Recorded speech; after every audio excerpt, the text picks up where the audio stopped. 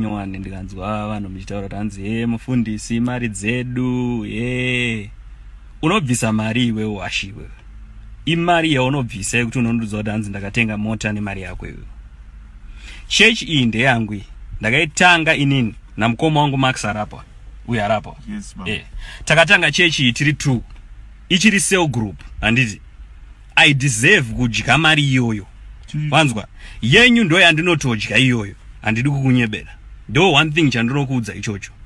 Iye zvinozvi vese vakabada chechi ndiri kutumira maasha kudzimba dzenyu ndiri kuida mari yangu. Manzwa zvenyu zvekuswera muchitaura ranzi wakadya mari yangu mufundisi wakazodini ndezvenyu izvo. Iyo ndo inonzi mari yangu.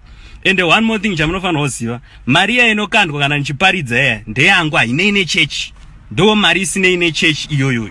Mari iyo inoti mufundisi, inoti apostle mchange. Handitika kwete zvinhu zvekuda kufambisa muchitaura kuti hanzi mari dzedu mari chi nonsense. Madhora amunobvisa nezvemabondi zvamunobvisa imimi ndochengetwa naMwari inini. Manzwa ndochengetwa naMwari. Manzwa ende ndinochengetwa futi nemari.